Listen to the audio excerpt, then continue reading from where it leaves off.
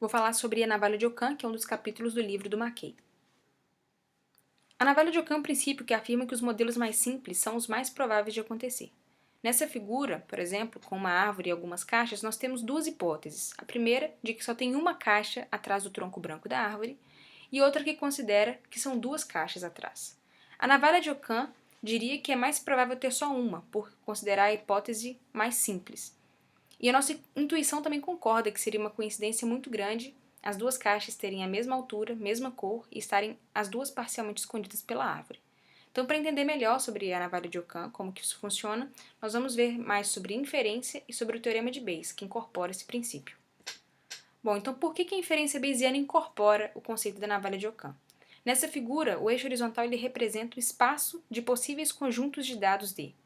E o teorema de Bayes ele recompensa os modelos na proporção de quanto que eles predisseram os dados que ocorreram.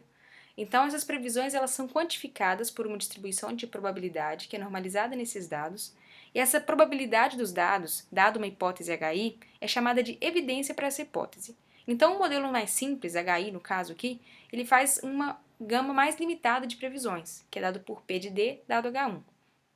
Já o modelo mais complexo, no caso H2, ele vai ter mais parâmetros livres do que H1 e vai ser capaz de prever uma maior variedade de conjuntos de dados. Porém, H2 não prevê os conjuntos de dados no intervalo C1 tão bem quanto H1. Então, suponhamos que as probabilidades a priori dessas duas hipóteses sejam iguais. Se o conjunto de dados cair na região C1, o modelo H1, que é o menos complexo, mais simples, vai ser o modelo mais provável. Bom, então nessa comparação de modelos, nós avaliamos, na verdade, a plausibilidade de duas teorias alternativas sob a luz de um dado observado.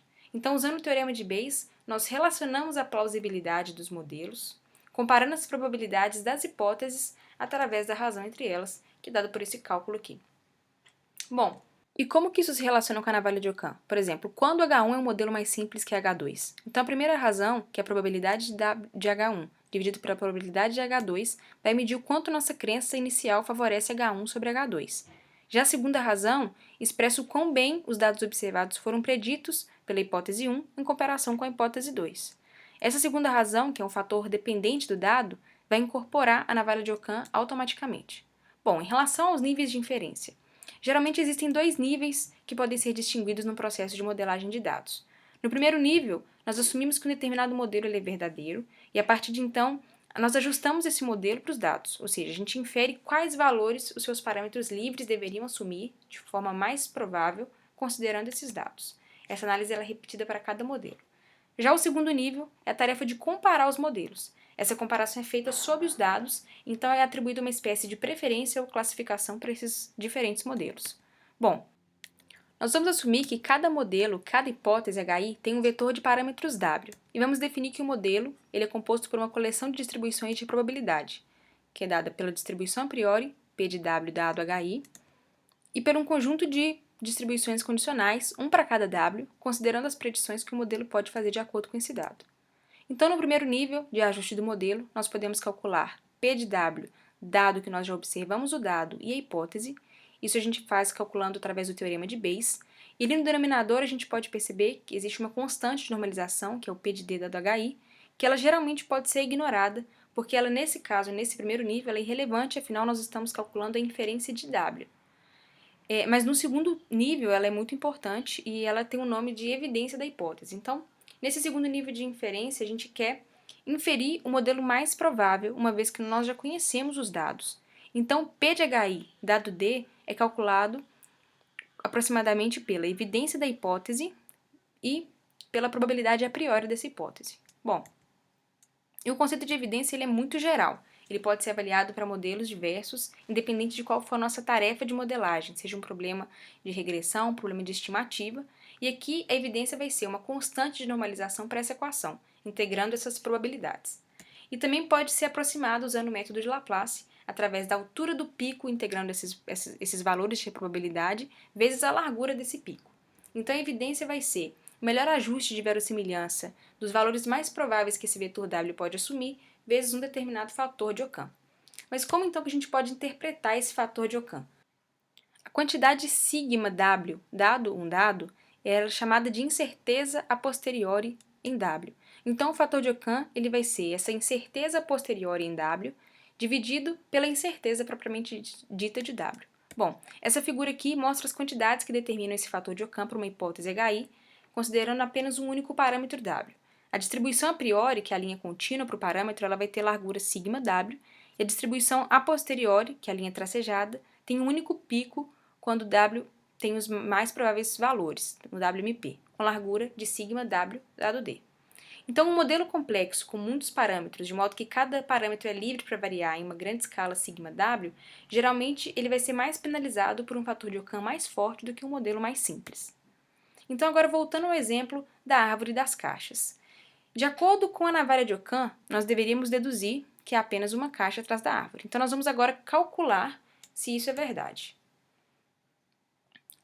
Antes vamos definir que as probabilidades a priori dessas duas hipóteses são iguais. E vamos definir também alguns valores.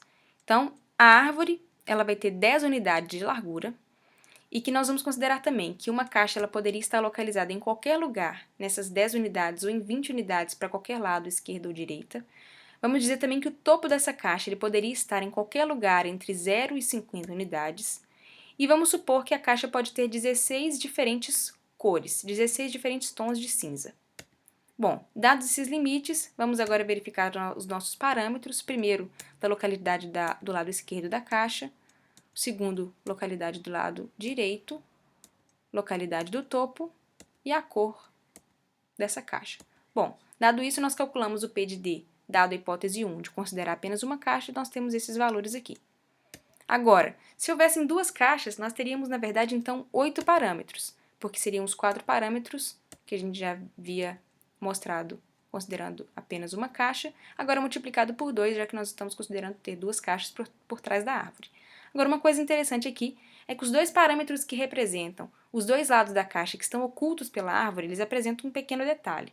Mas para simplificar, nós vamos supor que as caixas elas não se sobrepõem atrás da árvore, de modo que os dois lados poderiam estar, cada um, em algum lugar em sua respectiva metade da árvore. Então, a probabilidade disso seria 5 décimos, porque a árvore ela tem 10 unidades de largura. Então, temos aqui que a probabilidade de D, dada a hipótese 2 de considerar duas caixas, é esse valor. Então, comparando os modelos, levando em consideração a evidência e a probabilidade a priori dessas duas hipóteses, e simplificando os valores, o cálculo da razão é aproximadamente 3.200, ou seja, a hipótese 1 de ter apenas uma caixa atrás da árvore ela é mais ou menos 3.000 vezes mais favorável que a hipótese 2. E esses 4 fatores no denominador do cálculo da razão, eles podem ser interpretados em termos de fator de Ockham. Então, um modelo mais complexo, que ele tem 4 parâmetros a mais, para tamanho e para cor dessa segunda caixa, ele vai ter que pagar ou compensar os dois grandes fatores de Ockham, que aqui no caso é um 20avos e um 16avos, para as coincidências altamente suspeitas das duas caixas terem exatamente a mesma altura e mesma cor. E também vão ter que compensar dois fatores de Ockham que são menores, que é 5 décimos, para as duas coincidências de que ambas as caixas têm uma de suas arestas escondidas atrás do tronco da árvore ou atrás da outra caixa. Bom, então nossas conclusões. O princípio da navalha de Ockham, ele vai afirmar que a teoria mais simples ela é preferível em relação a teorias mais complexas. Esse princípio está dentro do conceito geral de complexidade de Kolmogorov, quando ele afirma que as teorias mais simples são matematicamente mais prováveis.